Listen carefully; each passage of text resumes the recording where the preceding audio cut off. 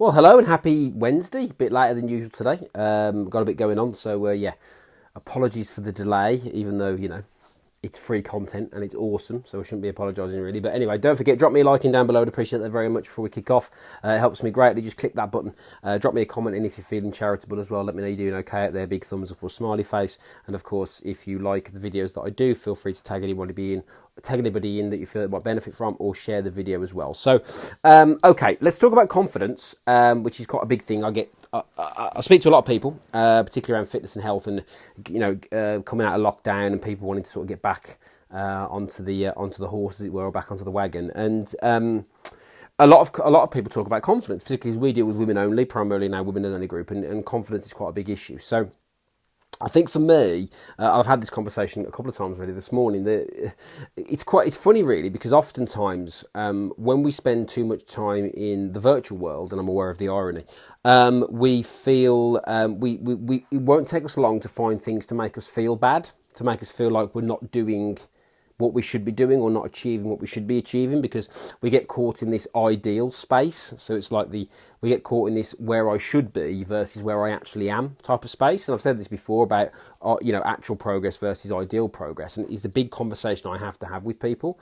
And I've had this conversation twice already today, so that's why I'm doing this video. So the first step for me to improving confidence is,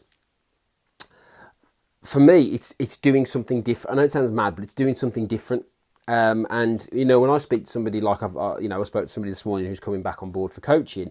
I said, well, the first big win for you is that you've asked for help. You've put your hand up and said, I need help. And oftentimes that's a big thing for people to say, do you know what, I need help with this thing. I need some support and guidance to get me where I want to get. And to be honest, with a lot of women, the problem is that they don't feel like they deserve it. They don't feel like they deserve to invest in themselves, or they don't feel like they deserve to have time for themselves, or to give things back to themselves, or to feel good about themselves. And that puts them in this cycle of low confidence and low self-esteem. And it's very similar for men, because for men it takes a lot of humility to ask for help, to go, you know what, I need help. So I think for all of us, it's quite a difficult thing to do and quite a challenging thing to do. So if you are asking for help and you are getting help, then it's, that's the first step. That's the first thing you should be doing. Give yourself a pat on the back and say, well done me for asking for help, for actually getting support and help. I've had to do this a lot over the last year in terms of growing what I want to do and achieving what I want to achieve. I've had to ask for a lot of help from people because, no man is an island. And, if you're the smartest person in the room, when you're in the wrong room. So you need to be around people who, yes, are going to support and encourage you, but also help you to grow and develop as a person, which is going to be supercharge your confidence. And that's male or female. And this isn't about being an athlete or being beast mode or any of those stupid fitness slogans. It's about just looking better and feeling better about yourself. So yeah, number one, ask for help. Number two, break the cycle. I keep saying this, do something different. Make sure that you've done something different, because we've all had a difficult year.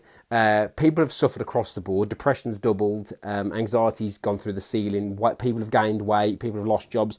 There's stuff going on today, this week, that's changing.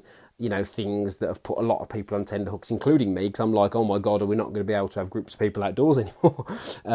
Or at that sort of level anyway. So there's always these things that come across and challenge us. But as long as you keep breaking the cycle, keep doing something different, keep looking at ways to improve and get better, then it will help with your confidence. And those can be small things at the start as well. It doesn't have to be big. And the first thing, like I said, is asking for help.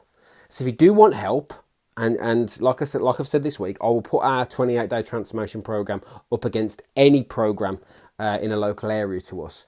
I'll put them, against anyone, including personal trainers. I'm that confident in it. Let me know. Comment down below with 28 days. Drop me a message via the page, and we'll see if we can help. We'll have a chat on the phone. Obviously, we'll have to see what happens in terms of circumstances. We will work around it if need be. We can help, and it's the best way to get confidence. Is number one, ask for help and admit you need help, and number two is start to break up that cycle. Start to do things differently. Start to think a bit differently about things. And make any sort of progress is a good thing, and it doesn't matter what you do. So yeah, thanks for watching. As always, I'd appreciate a like down below and a comment. If you've got any thoughts on any of that, I'd appreciate that. Let me know how you're doing. Again, a share would be fantastic if you could do that, or tag anybody in as well that you feel this video might benefit from, or if you just want to let me know what your biggest takeaway was from this, and whether it's been beneficial or not. I always appreciate that as well. Have a good day.